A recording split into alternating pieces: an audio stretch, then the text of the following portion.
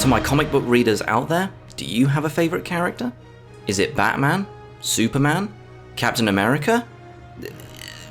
Condiment King? We all have one. For me personally, that one character is Harley Quinn. But why is that? Do tell! One reason is that for a character that was first introduced in Batman the Animated Series back in 1992, she's had a surprising amount of iterations, from the comics, video games, and of course, in movies and television. For some personal context, I was born in 1995, so she predates me by a few years. But what draws me to her as a character? Well, obviously I know the answer, but for the sake of this video, I'll go through all the iterations that I've seen and find out why. This won't be a full history or retrospective, we'll be here forever if I do that. And I won't go into the comics because there are too many, plus I admittedly haven't read that much except for a handful. I want to primarily focus on the qualities of her character, her role within the stories, and why they work or don't work for me. I originally was going to just discuss the versions I love and leave it at that, but I think it is important to address when the character doesn't work because it makes me truly appreciate when she does. And speaking of which, I think I should start with a spoiler warning, as well as do a quick lightning round of a few versions of the character that I've seen but won't dive into and give my reasons why. Batman Beyond: Return of the Joker. This is her only appearance in Batman Beyond that's a follow-up to the original animated series. Her scenes consist of a big flashback, so I'll save my thoughts for that when I talk about that version. And the ending, where she's grown into an old lady and bails her two granddaughters out of prison. I do find it fascinating to see that she moved on from the Joker to have a family of her own, and even scold the Dee Dee twins for choosing a life of crime. Seems there really was some potential for good in her after all. Suicide Squad. I could make an entire video on why I'm not a fan of this movie, but everyone else already has. And in the case of Harley, the most I can bring up is how delighted I was at finally seeing her in live action on the big screen, portrayed almost perfectly by Margot Robbie. Aside from that, I surprisingly find her quite shallow, especially when compared to most other versions. Keep in mind, this doesn't mean I won't have much to say about the follow-ups to this film. The Lego Batman movie. I love the hell out of this film. Yet, as fun as Harley is, her role is still quite minimal, and merely serves as the Joker's second-in-command, as the film focuses more on Joker and Batman's relationship. Batman vs. Teenage Mutant Ninja Turtles. I also really loved this film, as well as the comic series that it was based on. Yet again though, as cool as it is to see the Rogues Gallery mutated into animals, with Harley being a hyena, which is genius, she's barely in the movie and hasn't got much to offer other than being a minor obstacle in the larger narrative. Ooh, that's weird and gross. Phew, right. Now for the feature presentation.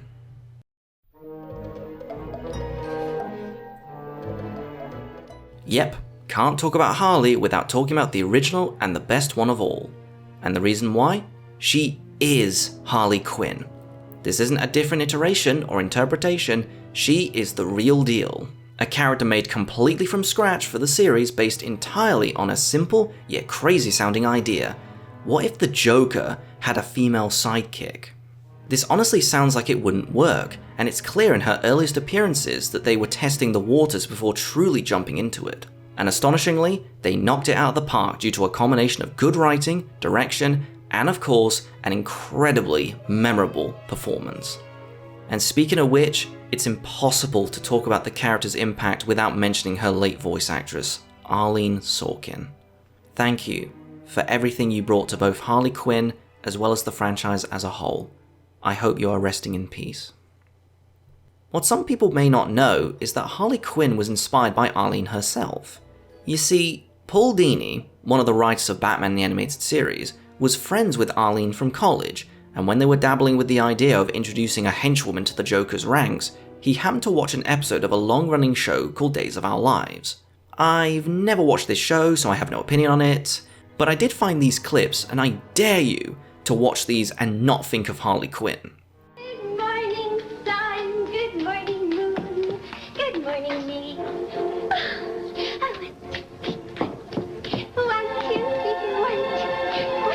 I'm too loud, didn't I? Too loud, too early. Oh, I'm sorry. I want to be a good roommate or housemate or what would you call me? Though I should mention it wasn't these particular scenes that inspired Paul Dini. No.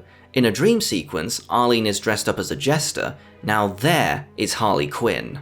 What? no knock-knock jokes, no funny hats. Let's do what they do on the castle down the block. We'll throw the peasants in the moat and watch them drown. And thus, she was cast and made her debut appearance in the episode Joker's Favor. Looking back, it's so clear rewatching this episode that they didn't know whether she would work because she's surprisingly underwritten. That is to say, her role could have been switched with a nameless henchman. However, thanks almost entirely to Arlene's performance, which brought a light-hearted energy to the role, it made Harley iconic for both the creators and the audience, and thus, she was made a regular character in the show as well as countless other projects. Making appearances in a total of 9 episodes in the original run, and an extra 6 in the new Batman Adventures, which is what I'll be focusing on. So enough of the history lesson, what do I love about her?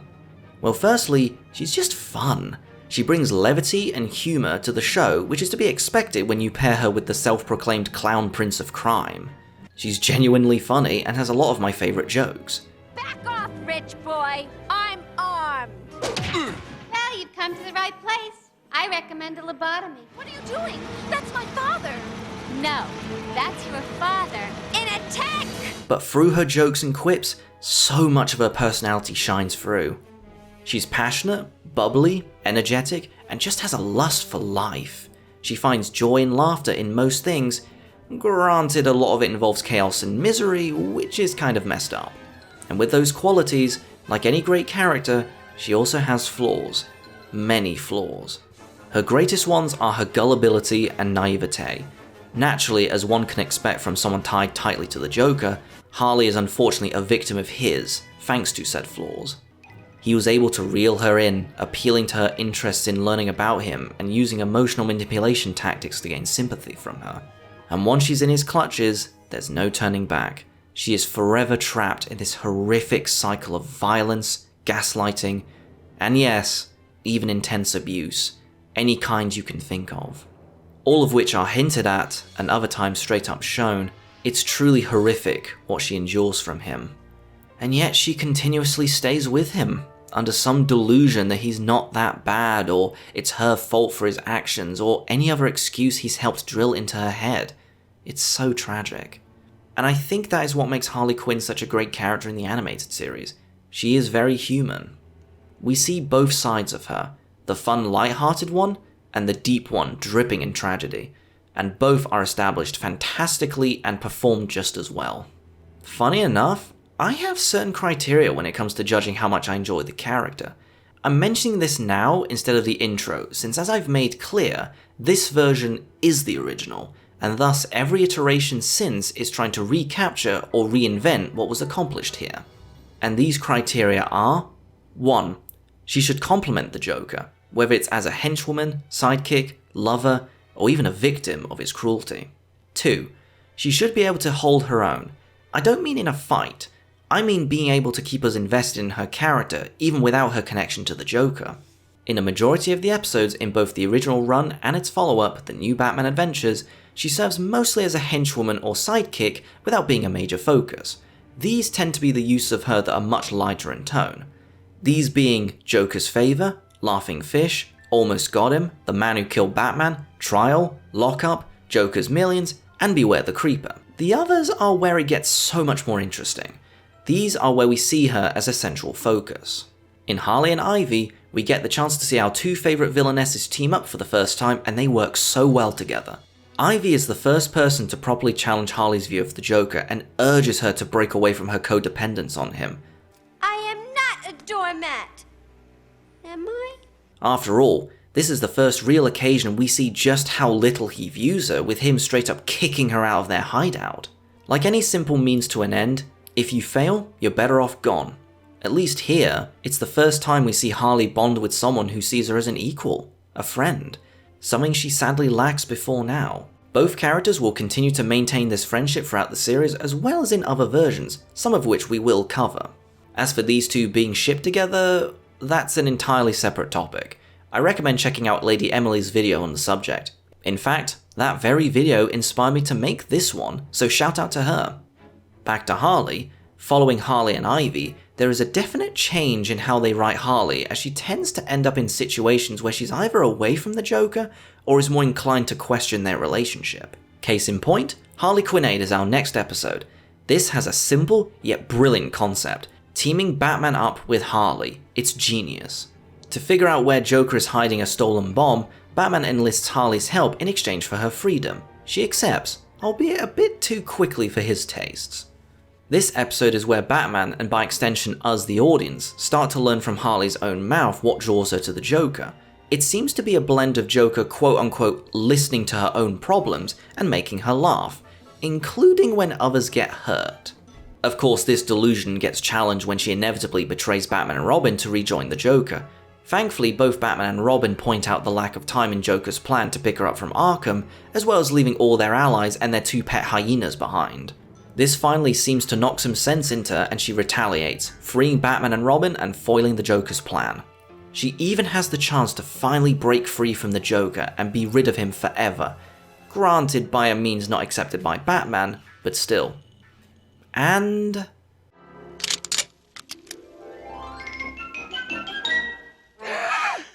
Baby, you're the greatest! The vicious cycle continues. It's sad, but in a way, the last 2 episodes have shown that the cracks in her views of the Joker begin to show, showing that there is some hope for her. Unfortunately, we never truly see her break away in this series.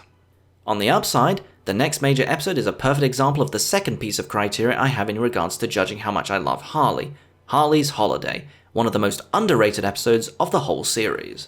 The premise is that Harley seems to genuinely want to change for the better, but certain events will sadly lead her back to her villainous ways. It's not the only episode to try this. Birds of a Feather did this with the Penguin, and whilst that one probably did this idea better, at least make it more dramatic and sad, Harley's Holiday is the one I'm naturally more drawn to thanks to its lighter tone. Keep in mind, a lighter tone doesn't mean it's devoid of any depth or tragedy, and this one does just that. Outside of being a very enjoyable and funny episode, 3 things stick out in my mind. 1. Like I said, the idea. To see Harley actually want to improve and change for the better is quite heartwarming to see, showing us her more sincere and even remorseful side. And the best part? I actually believe her. To me, this specifically is where she feels the most human. We are allowed to see both her good and bad sides, and once again, both are portrayed perfectly by Arlene. 2. The Joker is nowhere to be seen or heard.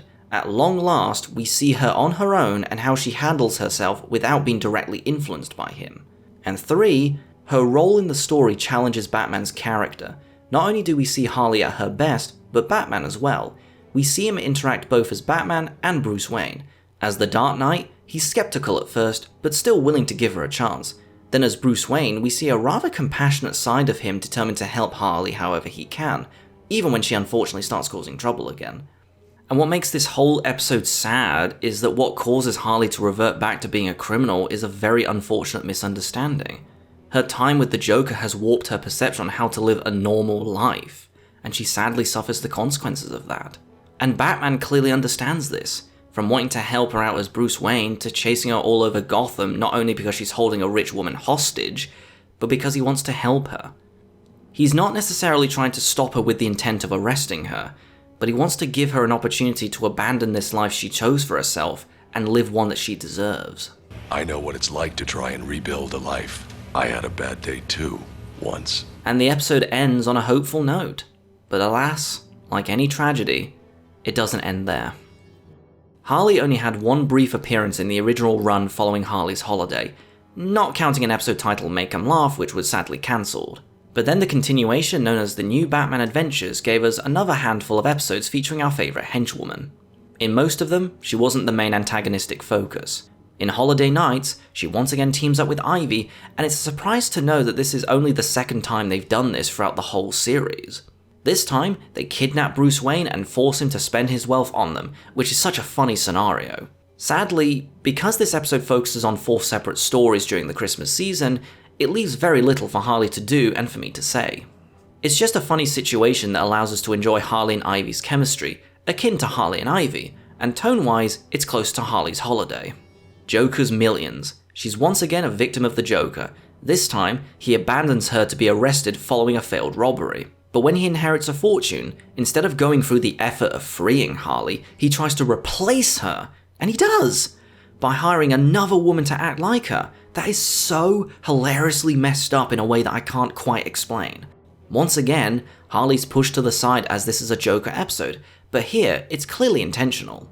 And it does lead to quite possibly one of the most cathartic endings of any episode in this series. I have to spoil what happens because it is so worth it. When the Joker thankfully gets arrested, he is thrown into a police van.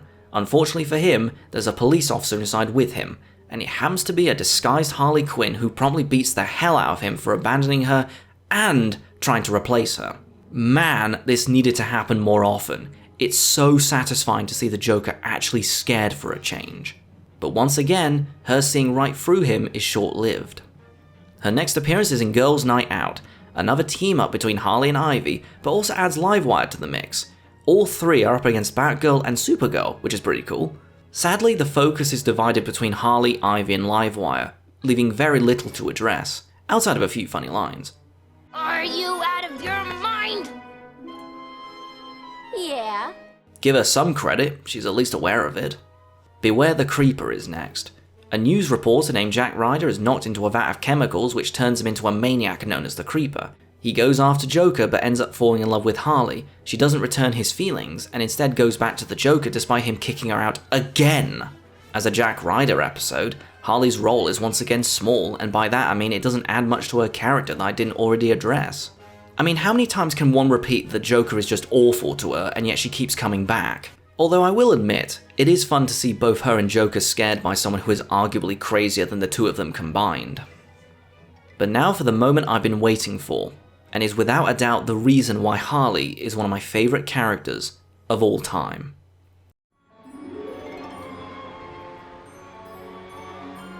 What I consider not only the crown jewel of Harley Quinn episodes, but also my absolute favourite episode of the whole series, and now I get to dive into it in a video. Based on the comic of the same name, which is also one of the few I have read, it reveals all the backstory of how she met the Joker and became Harley Quinn, whilst also diving into the abusive side of their relationship that we hadn't really seen up to that point.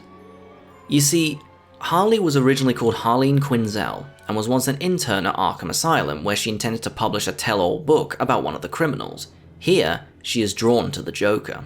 Once she begins to interview him, he draws her in with seemingly tragic stories about his past, gaining her sympathy and blaming Batman for not understanding him. Then, Harleen develops feelings for her patient a la Florence Nightingale syndrome, and she is right where he wants her. She helps him escape Arkham, now under the name Harley Quinn.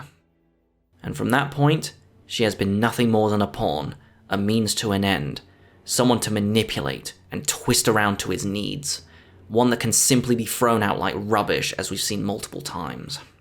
It is so sad to watch and think about, especially during the present course of the episode. After being kicked out again, Harley tries to capture Batman and try out one of the Joker's schemes that he rejected to prove that it does work. And we do see an ounce of cunning on her part, which we don't see too often, being able to convince Batman that she's changed and draw him out to where she's able to knock him out and tie him up over a piranha tank. And here we see Batman trying his best to convince Harley to see through the Joker's lies. And it kind of works, well, sort of. There was only one time I ever saw Dad really happy. He took me to the Ice show when I was 7. Circus. He said it was the circus. But alas, as we've seen many times, she's persuaded herself that Joker truly loves her, so Batman puts her to the test by tricking her into calling the Joker to see this plan for himself. When he arrives... Hi, Puddin'! You're just in time to see the... Sorry, I need a moment.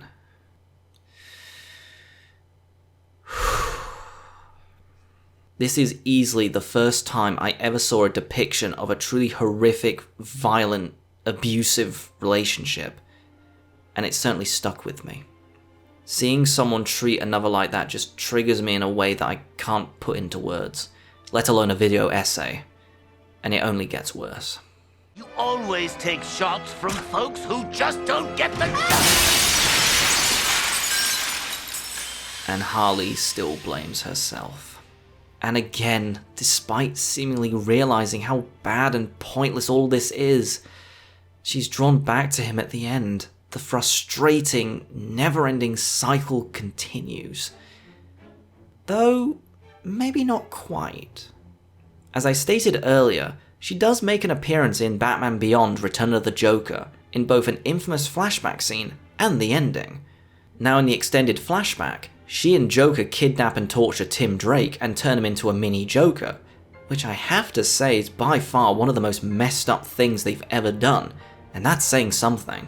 It's something I consider to be quite unforgivable, especially for Harley, but it's the closest we've seen her accomplish this messed up and kinda creepy fantasy of forming a family with the Joker. Again, her role is reduced to a sidekick as the conflict of the story is with Batman and Joker.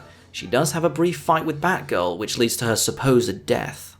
But like I said, she survived, and as the Joker also gets killed, she's free of his influence and able to have her own family, including grandchildren. And that's quite uplifting to know after everything she's been through that I've covered so far. But that's what draws me into her character. It's her character itself. She's so compelling in how she can be an antagonist who does bad things, but we can also be so invested in her due to a surprisingly relatable side of her. We see both the good and the bad, like any great character. Maybe that's what I love the most about her. She's a very flexible kind of character who can work with many tones and types of stories, from light and funny to dark and tragic. She's human, despite being in a universe full of gods and monsters and standing alongside a whole gallery of memorable villains. And perhaps this says a lot about myself. I am someone who tries to see the best in people, and that's clearly why I'm so invested in Harley. I want to see her leave the Joker. I want to see her abandon this life of crime and choose something better for herself. In the dark, there's always a light at the end of the tunnel, which is what I see with Harley Quinn. And in my opinion, there's no greater compliment to say about my favourite character. Oh shit, I was going to talk about the other versions. I don't know how to transition to the next one. I got the whoopee cushion. That'll do. I know that Harley made several appearances in shows like Superman the Animated Series and Justice League, but I've never watched them, so we're jumping straight into The Batman from 2004. What I found funny when I started writing this video is that I was originally going to skip this version for a specific reason I'll mention later. But after giving the show another watch after many years, I find that I actually have a decent amount to talk about. What starts as an interesting setup with Harley as a TV talk show host who flaunts her supposed expertise in psychology to help people, but she instead gives them terrible advice. But then she takes it too far by publicly humiliating Bruce Wayne, which leads to her getting her show taken off the air and right into the Joker's clutches, who acts like her biggest fan. Under the impression that she'll restore her career by writing a tell-all book about him, it leads to her being convinced to join him in his crusade of chaos throughout Gotham, as well as seeking revenge under the disguise of her new alter ego. I find it fascinating how they use her background in psychology for personal gain. This was an idea that was used in the Mad Love comic, but they never really explained that particular concept in the series, so it's cool to see it being used here. Huh, look at that, both were written by Paul Dini, no wonder. This version is also more sinister than Arlene's version. With the original, you got the impression that she was a decent person who just got easily swayed by the Joker. This one, on the other hand, definitely feels a lot less so, because even when she's Harleen, she's definitely more of a bad egg with ambitions of essentially ruining people's lives and eventually wanting revenge on those that wronged her, which involves killing them, by the way. That's certainly not my idea of a good person, but like the best Harleys, she's still very funny about it. When animals attack people I hate! It's a comedy! And I just need to say this, I'm not against anyone doing something different with the character. If there's one thing to take from this video is that I'm no gatekeeper. As you'll see throughout the rest of this, I am all for people trying different ideas with Harley and going all the way with it. I also really love the changes to her costume design with the use of dark reds instead of black, fingerless gloves, and more exaggerated proportions like with her headdress. This is a great update.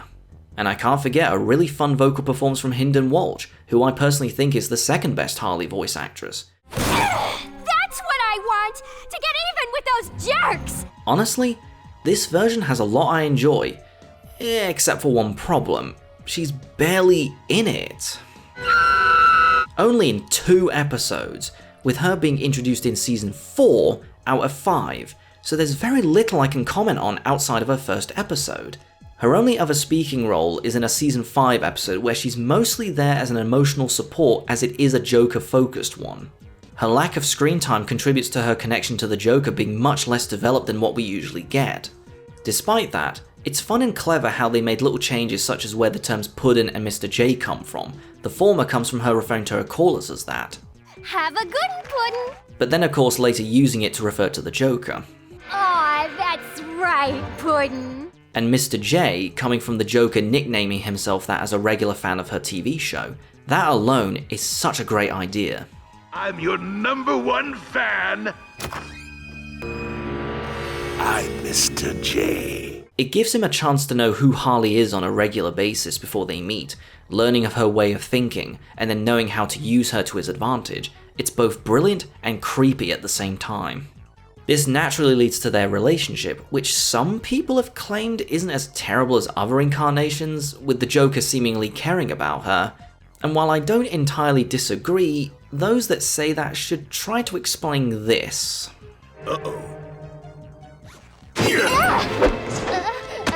To him, she's still clearly a means to an end or a source of entertainment, not what I regard as a good relationship.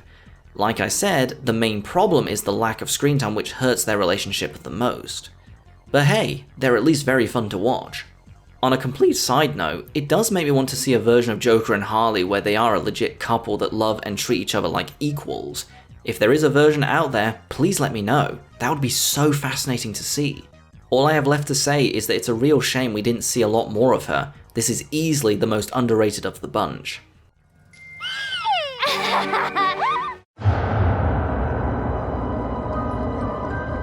Now for some video games. Who doesn't love the Batman Arkham games? Well, I don't know, but I certainly do. Even Arkham Origins, which I tried out for the first time recently. I can't think of another game series that makes you feel more like the Dark Knight himself. From exploration to combat to even playing detective, they really are close to masterpieces, each in their own way. Now what about Harley?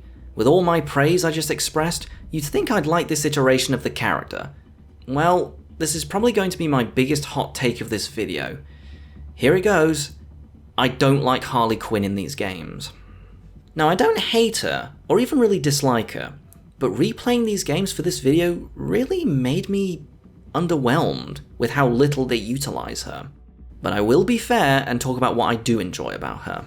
Firstly, it was so nice hearing Arlene again in Arkham Asylum. That voice hadn't changed.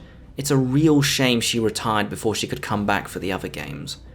I do like the idea of her changing her outfit depending on the location and tone of where each story takes place, despite some of the questionable choices made to them. My favourite outfit of the bunch is probably the one from Arkham Knight.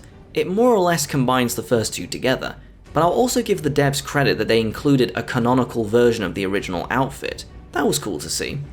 And speaking of the third game, being able to play as Harley in her own DLC is definitely welcome in my book. I like how she feels unique compared to the others, being more chaotic rather than stealthy. And the most interesting part is whenever you use detective mode, or in this case, psychosis mode, if you use it long enough, she starts hearing voices in her head, including her sane side personified as Dr. Harley Quinzel. Is all this helping you, or is this just adding to the madness?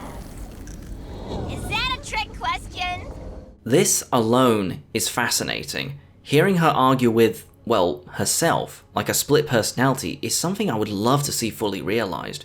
It's just a shame that this idea is only really lightly used in this one DLC in the final game. My biggest issue with Harley is how little they use her, both in screen time and in terms of development. This is basically her role. In Origins, she's Joker's psychiatrist when he is brought into Blackgate Prison for the first time. Honestly, this is surprisingly my favourite use of her in the games. In Arkham Asylum, she's the Joker's main henchwoman, with her biggest contributions being helping him take over Arkham, capturing the Warden Quincy Sharp, as well as releasing Poison Ivy.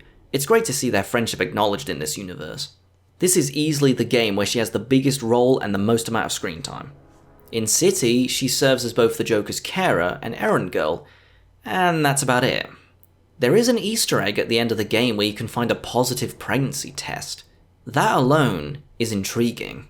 I'll also mention the Harley Quinn's Revenge DLC, where shortly after the Joker's death, she is able to capture Batman and Robin has to rescue him. This could have had a more deranged and dangerous Harley than before, and yes, there's a hint of it, yet they don't expand on it. Especially since you can discover a large pile of negative pregnancy tests, proving that the first was a false positive. And in Night, she's taken over Joker's gang, which you would think would make her involved in the plot as a primary villain, but instead, all she does is help Scarecrow and try to replace the Joker, which leads to her getting defeated pretty easily. I mean, there's an idea for an arc where she is completely devoted to the Joker to a level that she can't escape from. There is most certainly a sad and tragic character right there. Following the Joker's death, Harley is clearly so desperate to cling on to some tangible form of him, whether through the idea of his own offspring, which never comes to fruition, or through other people that were infected with Joker's blood, which slowly turns them into him. Yeah, that's a bit too long to explain. But my biggest issue is how little I'm invested in her despite everything I just mentioned. And I'll just get this out of the way, so prepare for another hot take. A small part of it has to do with the fact that I'm not a big fan of Tara Strong's take on the character. Don't get me wrong, she is a very talented voice actress with a huge vocal range. Hell, I really like it when she voices Harleen in Arkham Origins. She's not too bad. Her dialogue is not bad either, so to me, it's more of a problem with direction than anything. There's just something about the voice she does that seems a bit off. I mean, already it's noticeable since Arlene Sorkin voiced her in the first game, so it's impossible not to compare the two. But with Tara, it sounds like, well, a voice, or some kind of caricature. The pitch and the accent are a bit too much for my taste. I don't know, it might be a me thing, but listen to both voices. Well, it won't be so easy trying to catch me. Mwah! Look who's too late to save the day. How's it going, Bat Brain? It's been a while. I'm not the only one who thinks the latter voice sounds off, right? Let me make this clear. She's a great voice actress, and just because I'm not the biggest fan of her version of Harley in the Arkham games, doesn't mean there aren't versions she's voiced that I do like. She's voiced the character more than anybody else, so it's inevitable that there will be ones I do enjoy, and I'll most certainly bring them up when we get to them. Back to Harley herself.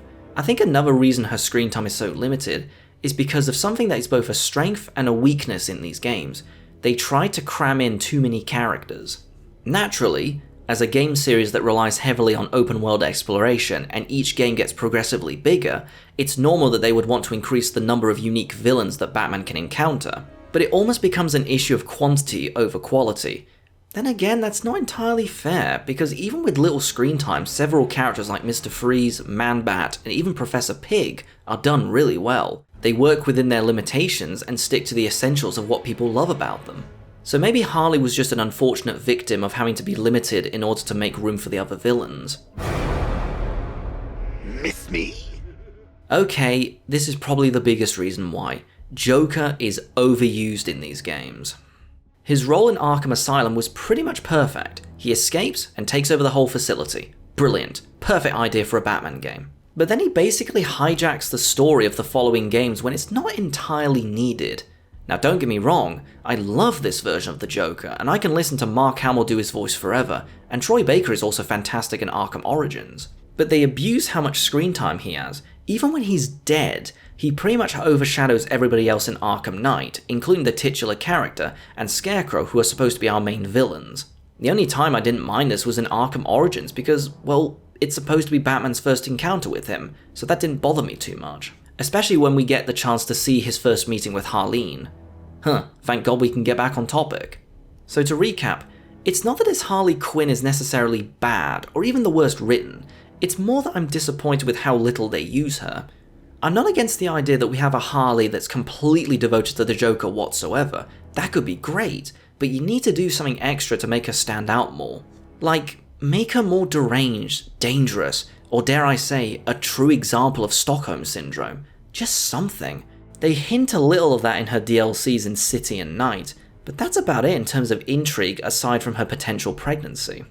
Every time I think of Harley Quinn in these games, I always get frustrated with what she could be. But whenever I think of what she is, I just feel empty. Which is a shame, given how much I love the rest of the games. Yeah, sorry for the downer segment. I can assure you all, it'll only be more positive from here on out. Damn! Well, he'll get me out, you'll see!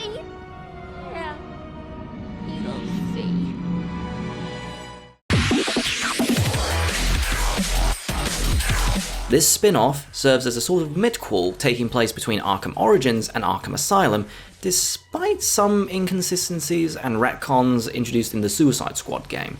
And just on a side note, I won't be talking about that. Easiest explanation in the world. Never played it, nor am I in a rush to do so. But inconsistencies aside, thankfully, Harley has a much bigger focus than the previous entry. Here, it's the first entry in this video where she splits from the Joker, and in this case, becomes a member of Task Force X, and even has a brief fling with Deadshot. In this story, I like that they somewhat resolved a slight problem I have with some Suicide Squad stories, most notably the 2016 film, which is why Harley is supposed to be useful to the team. Compared to most characters who are regularly assigned to the squad, Harley doesn't usually have any particular skills like expert use of weapons or having superpowers. Sure, she's quite athletic and good at combat, but here, what I like is how it's her knowledge of Arkham where she shines as a valuable asset to the team. Aside from that, and once again being voiced by Hynden Walsh, who I'm now considering the most underrated of the Harley Quinn actresses, the most interesting part of her is being able to deal with the absence of Joker in her life, and even somewhat moving on. She even seems to flaunt the fact they've split up throughout the majority of the film. Sadly, it's still short-lived as she ends up back with him later on in the film, as they of course have to, otherwise you wouldn't have her in the other games. When it happens, it's almost done out of desperation as Deadshot rejects her advances by refusing to let her call him Puddin', even though they had a one-night stand. But she clearly convinced herself out of some vain delusion that he liked her, but reality smacks her in the face, and to her, what other choice does she have? It's really sad, and thus, I'm surprisingly more invested in her in this one film than I was throughout the rest of the Arkham games. And I'm not just saying that by simply comparing her to the games, I would also say the same if I was just judging it on its own merits. Case in point, another aspect both sad and yet also fun is just how crazy she is, and the best part, they commit to making her so. From her first scene where she bites someone's ear off, to her sick enjoyment of hurting others, and yes, even to her going back to the Joker, she is completely nuts. And yes, even when she flaunts her sexuality, which I can't ignore any longer. If I had an issue with her costumes before, they really up her sex appeal in this movie. Granted, fan service does seem to be a common thing in the animated DC films, but that doesn't mean I like it. You can call me whatever buzzwords you like, but when I judge and analyze characters, personality and story will always take priority on whether or not I enjoyed them. Notice how I haven't once mentioned her physical appearance outside of her costume designs until now? Sorry, stuff like that annoys me. I just had to let that out, you know? Anyway, when it comes to Harley, this is a bit closer to what I'm looking for compared to the Arkham games, an iteration that comes up with an idea and commits to it even if it's for one film. See, this is what matters to me more than simply sticking to what we already know. Don't worry! I fell on my head!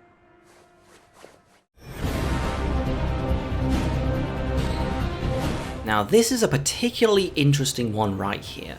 For those who have never heard of this, the basic idea is that this is set in an alternate reality where members of the Justice League have switched roles with some of the villains. For example, Batman isn't Bruce Wayne. Instead, it's Kirk Langstrom, you know, Man-Bat. What's funny is I'm not talking about the movie they made, but instead one of the shorts that was released prior to help promote it. This particular one focuses on Batman saving a young woman from an alternate version of Harley Quinn, and boy do I have some stuff to unpack here. Firstly, yes, I know she's credited as Harlequin, a villain from Green Lantern, but come on! She's clearly also inspired by Harley, from the colours to the Joker-like smiles on her victims, to even being voiced by Tara Strong. This still counts. Second, her outfit is indeed too sexualized for my liking, but from what I understand, Bruce Timm, who was one of the creators of Batman the Animated Series, and Harley herself, directed this short and supposedly designed her as a sort of protest towards how modern versions have designed her, particularly in the New 52, which was a reboot of the DC Comics at the time, and he's not exactly wrong. I'm gonna slightly ruin this version with what I'm about to say, but I can't help it. Something about her face, whether it's the wide smile or the size of her head, whatever it is, it just reminds me of an evil Angelica from Rugrats. Now I've got that image stuck in your heads, let's move on. Remember when I said that Tara Strong has voiced some iterations that I like? Well, this is one of them. The voice she does, as well as her line delivery, feels much more on point, despite how short this episode is. It feels more subdued and more like a real person, as opposed to an exaggerated caricature. You let my plaything get away, Batman! That wasn't nice! Did you hear that? She almost sounds like Arlene. And because of this, I'm more sucked into what the character does and why, and man is it messed up. She seems to be a deranged serial killer who kidnaps people, murders them, then turns them into human taxidermy with the Joker grins. That is already more messed up than the previous versions I've talked about, with the possible exception of what she and Joker did to Tim Drake in Batman Beyond. Oh, but it gets worse. During the fight, we see that she has killed and stuffed a whole family, even referring to one as Grandma. She murdered innocent people, then preserved their bodies to display them in such a way that she can easily imagine them as a model family, as though that's what she's seeking all along. That's both so sad and so fucked up that I don't want to talk about it anymore. Next.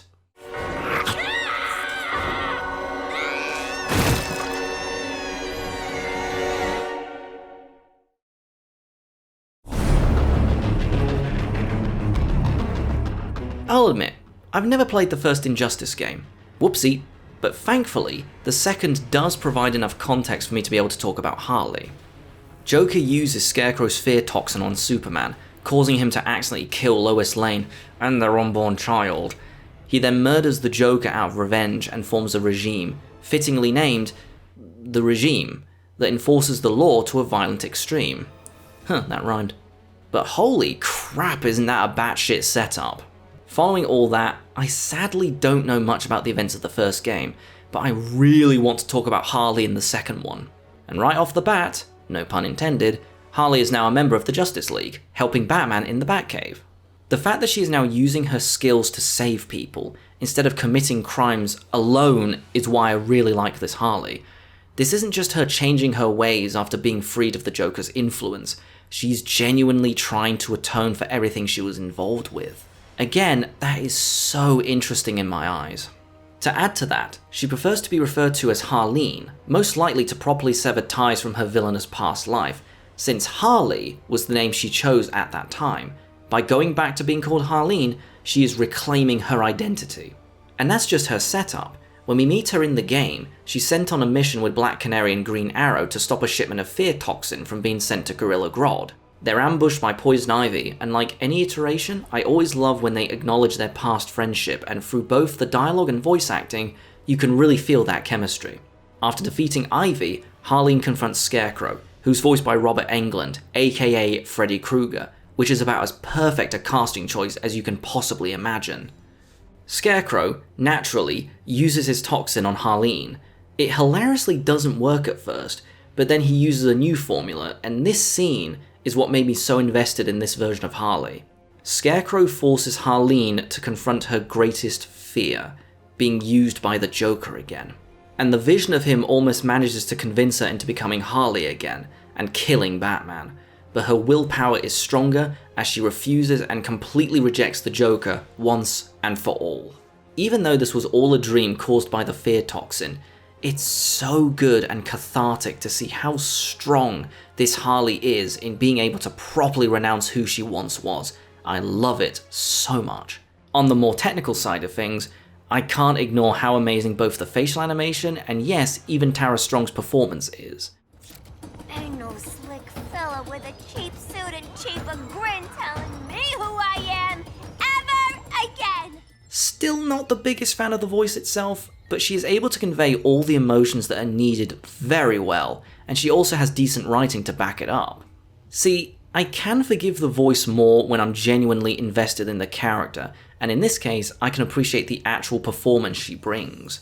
And her story doesn't quite end there.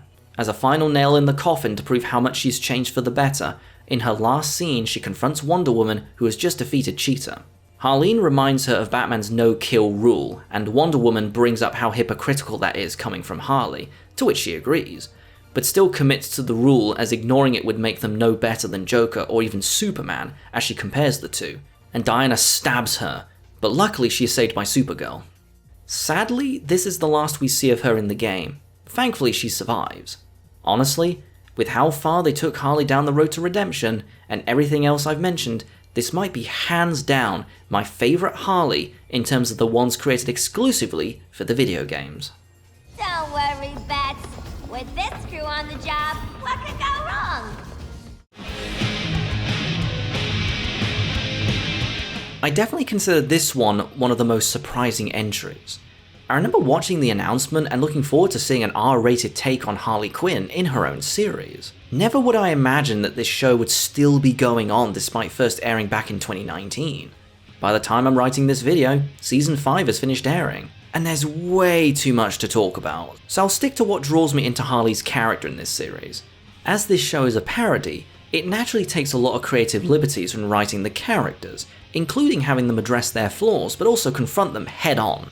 And they do it without any fear of going against any pre-established lore or canon, since the series fully embraces that it is its own thing. It leads to a lot of comedy, of course, but also a lot of drama too. Though most of the characters are not the most comic accurate, there's a clear love and passion to write them the best way that they can that ties into what their intentions are with them. Because of this, we see a Harley Quinn that goes further than any prior version in her path of self-discovery, specifically her independence, without the Joker in her life. Yes, we did see that earlier with Assault on Arkham, but that was mostly told through exposition and she ends up going back to him anyway. And Injustice 2, but that was triggered by the Joker's death as opposed to her leaving him on her own. In the first episode of the Harley Quinn series, she realizes with a lot of help from Poison Ivy that the Joker never cared for her. And that's it, she never goes back. She's tempted once or twice in the first season, but that's about it. And with this newfound freedom, she decides to go and make a name for herself as a full-time supervillain. She forms her own team and challenges many of the infamous criminals and gangsters throughout Gotham. It's weirdly cathartic to see this despite her still being an incredibly violent person. And the show makes that perfectly clear. They really love being as unapologetically gory and brutal as they possibly can. In just the first season alone, Harley leaves the Joker, forms her own squad, determines a line that she would never cross even as a villain, joins the Legion of Doom, understands how much of her choices are related to what the Joker thinks of her both in the past and present, realizes where her true loyalties lie, defeats the Joker, and of course, grasps how important Poison Ivy is in her life. Most of which is done through Harley psychoanalyzing herself by talking with her past self, like a split personality, which is so brilliant because this shows deep down how self-aware she's become since leaving the Joker. This is what I wish they did more of with the Arkham Games version. And going back to Poison Ivy, I can't go on without talking about the one thing that truly sticks out in this series compared to all the other versions we've talked about so far, the relationship between Harley and Ivy. This alone is the reason I wanted to discuss this show, because not only is it my favourite part, it's practically the heart and soul of the whole series. I love these two. Pretty much everything to do with the pair of them is either funny, charming, or both. Ivy's composed, down-to-earth, literally I suppose, and very sarcastic personality complements Harley's wild and spontaneous one, both with their friendship and their eventual romance. This is what the show does best. Their development evolves and flows surprisingly naturally. Starting as very close friends, they struggle to grasp their feelings towards one another, made complicated by Ivy's own relationship with Kite Man. Then Kite Man breaks it off at their own wedding. No doubt his smartest decision, because I could make a whole video explain why I don't like their relationship, but it has nothing to do with bad writing, as it's clearly not meant to be. Ivy finally confesses her feelings and she and Harley ride off to cause chaos whilst on the run from Commissioner Gordon. And it doesn't stop there. In Season 3, they tackle the challenges of their newfound relationship, because both of them are finally experiencing something truly positive in their lives. Not a manipulative relationship like with Joker, or a somewhat forced, insincere one like with Kite Man. Harley and Ivy truly love each other, and this is the season they come to grips with that, addressing obstacles like learning to be honest with one another, as well as supporting each other's ambitions, even if they don't align, such as Harley starting to see the potential in doing good, whilst Poison Ivy becomes the new CEO of the Legion of Doom. Their shared history, deep understanding of each other's interests, mutual respect, their genuine desire to support one another's growth, and undeniable chemistry proves how perfect they are together. Despite some of the crazy choices they each make in the following seasons, like Harley joining the Bat family for a limited time to her deciding to embrace a true middle ground between good and bad, their relationship only grows, and I can't get enough of it. I really wish I could say more, but I'll be here forever if I went through the whole series, so let's move on.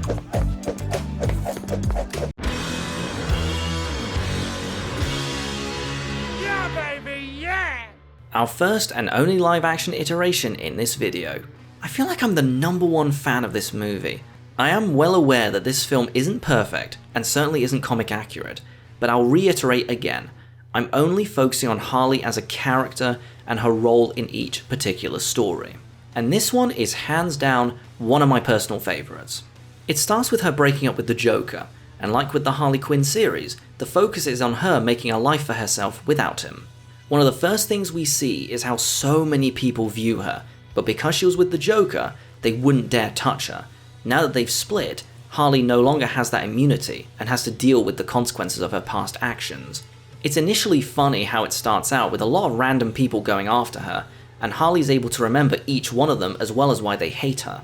But then we see some of the bigger fish in the sea in the form of Black Mask, aka Roman Sionis, played brilliantly by Ewan McGregor. I'm not the biggest fan of Black Mask in general, but Ewan gives him a campiness as well as a creepiness that gives me Kathy Bates from Misery vibes. One second, he could be weirdly charming and funny, next second, he can become a deranged, bloodthirsty psychopath. And the worst part? He has the power to do whatever he wants without consequence. If you upset him, you're dead. Anything can set him off. This makes him a good villain for Harley to go up against, not only because she is able to psychoanalyze him to a degree with which he hates, because who would want someone to spill all of their emotional secrets and trauma for all your subordinates to hear? But also because of the size and reach of his influence within the criminal world of Gotham, she pokes at his ego. Add on top of that a plot involving a diamond which Harley makes a deal with Black Mask to get in exchange for her life, makes her emancipation much harder for her to achieve. I can't believe that I've gone this far into the segment without mentioning Margot Robbie. She is perfect as Harley Quinn. She is able to perform everything that is needed for this character. She's funny, with great comedic timing. She has great physicality, especially during her many action scenes, most of which Margot performs herself, and she also has the emotional range to still ground and connect us to what the character is going through, showing her at her most vulnerable, and yet also at her strongest. She breathes life into Harley in a way that I can't imagine anyone else doing, just like Ryan Reynolds does with Deadpool, or Robert Downey Jr. did with Iron Man, and I really can't get enough of her. But where's a great performance without a good character arc? This film has got it. Aside from her searching for her independence without the Joker, Harley's main arc is about finding a new purpose in her life. And though it's not found in the most ideal of means, getting tangled up in a situation involving getting a valuable diamond from a pickpocket named Cassandra Cain before she's murdered by Black Mask, she not only finds that purpose, she does it by being able to care for someone else, and even be part of a team. At first, she pretty much sees Cassandra as a bounty, someone she'll trade for her own life, demonstrating that she has yet to let go of most of her villainous habits. But after saving her, she begins to bond with her. She figures out very quickly by going all Sherlock Holmes on Cassandra, psychoanalyzing her behavior and body language, that she didn't just steal the diamond, but ate it. Yes, ate it. Which I honestly find funnier than I probably should. And whilst they get some shopping, well, technically they're robbing the place, but let's not get ahead of ourselves, Harley begins to open up to Cassandra after she shows signs of idolizing her. Harley has this really great monologue where she summarizes her plot from Suicide Squad and the first half of this film, but makes two things clear: that there's no one like her, and that no one else should be like her. She's aware of the many bad things she's done, and starts to show growth, not wanting anyone else to go through that. This is where she finds her new purpose, caring for someone and being a role model that she wished she could have had herself. Now with that said, the first thing they do together is rob a shop, so the fact that both characters maintain their criminal roots shows that neither are quite in the right direction yet.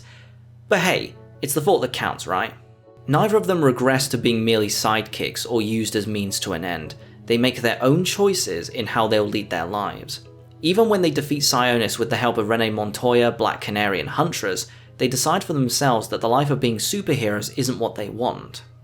By the end, whilst the others form the Birds of Prey, Harley and Cassandra ride off into the city, doing whatever they want because it's what they want. For Harley, that alone is a huge step in her growth, and I really hope we see more of that. Last thing I'll mention is I know some people have an issue with Harley breaking the fourth wall in this film. I personally don't mind it whatsoever.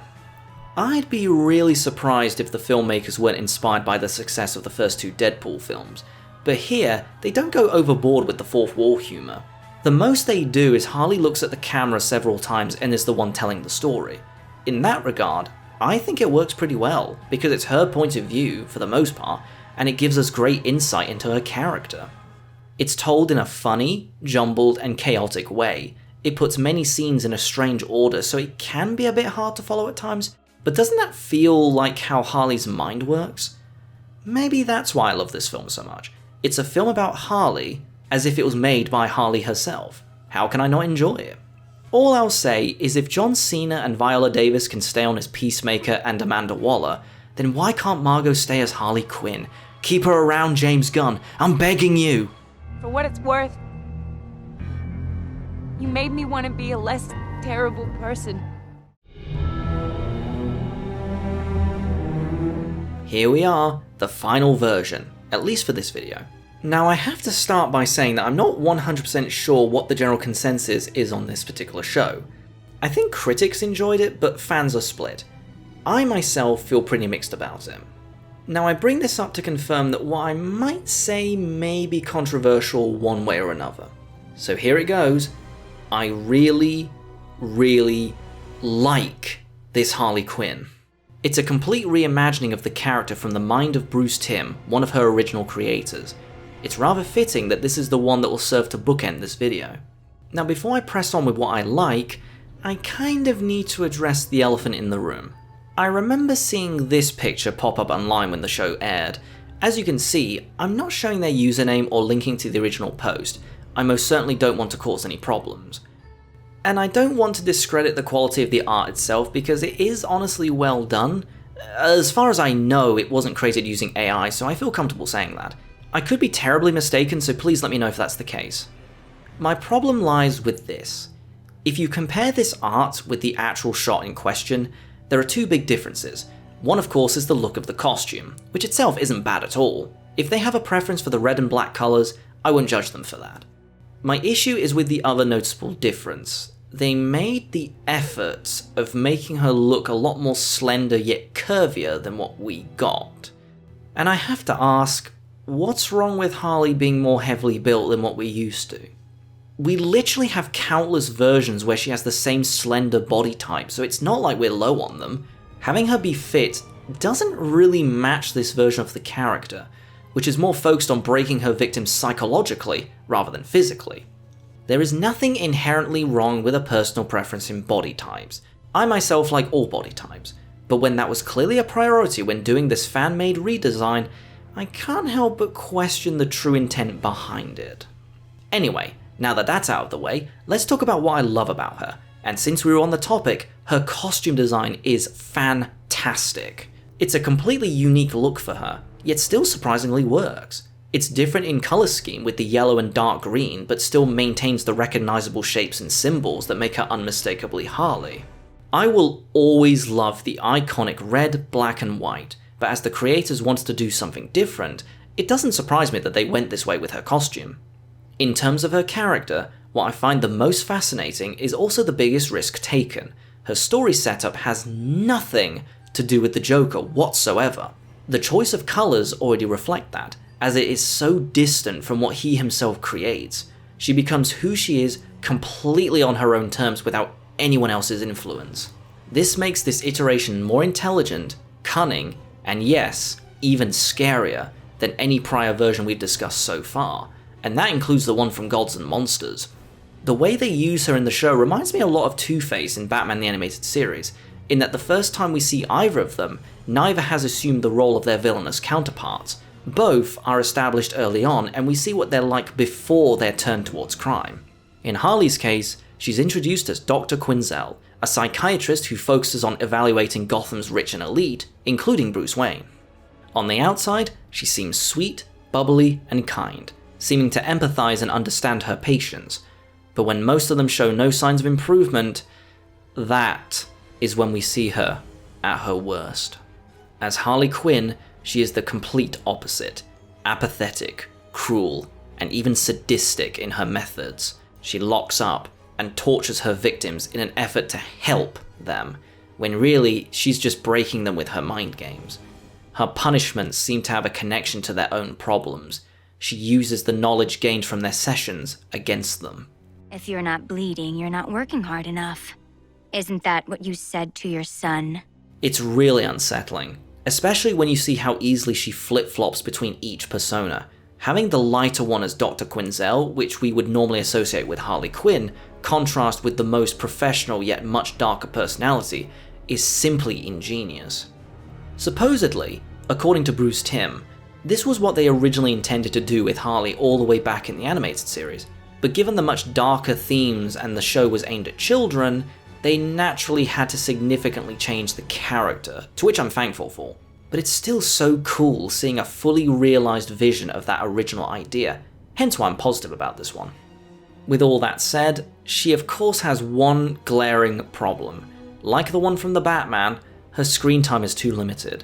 They sadly rushed through a lot of her story and development, which is a real shame because I'm completely open to most of the ideas they were going for.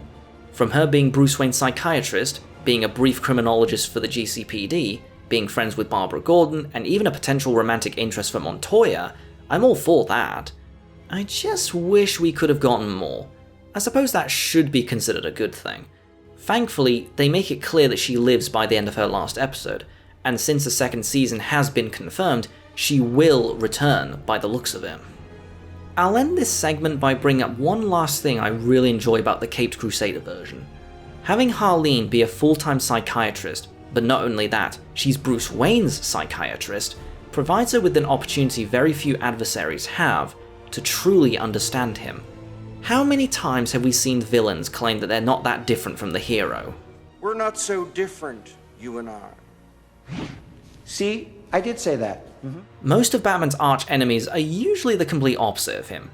Joker, for instance, is usually depicted as being loud, colourful, and chaotic, which contrasts with Batman's quiet, dark, and lawful personality. Here is one of the rare cases where both characters are very similar motives, and each of their methods for dealing with the corrupt is done outside of the law.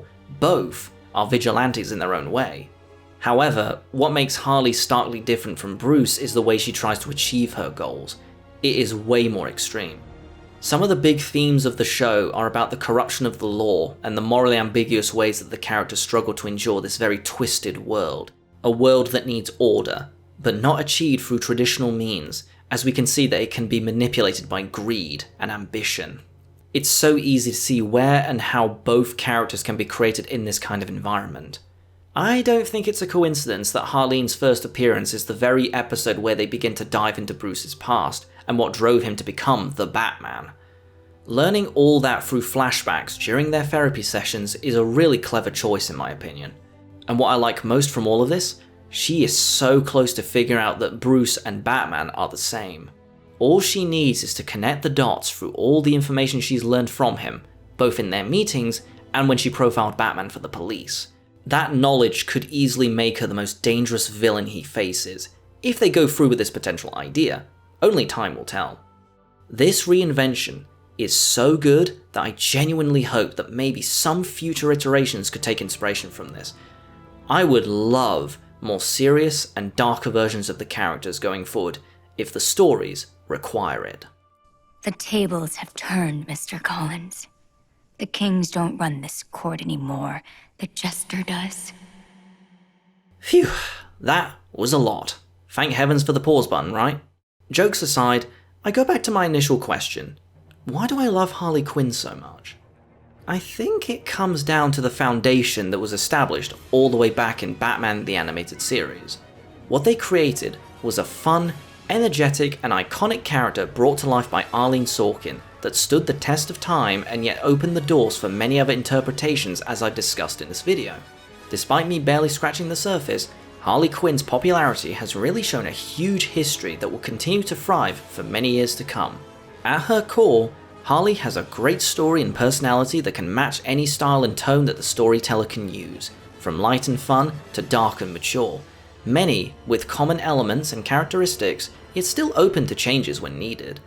What started out as a mere henchwoman has evolved into a multifaceted character with motives that range from mad to relatable, but all with an underlying tragedy. With every version, she radiates a blend of chaotic energy, raw vulnerability, and emotional depth. From her tragic beginnings in Batman the Animated Series to her modern evolution as an anti-hero and even a romantic lead, Harley Quinn is always changing, and that constant growth is what keeps me invested in her. She's funny, intense, heartbreaking, and resilient all at once. One moment she's spiraling into madness, and then she's heartbreakingly sincere the next. Her ongoing struggle with identity and trauma makes her deeply human, and that complexity is what makes her so captivating and easy to root for. Whether she's stirring up mayhem, searching for purpose, or carving out a life beyond the Joker, Harley Quinn is, and always will be, more than she appears. And that is why Harley Quinn is my favourite character. How about you all? Do you feel the same way about her? If not, why is that? And who is your favourite character? Let me know down in the comments below, and I'll see you all next time.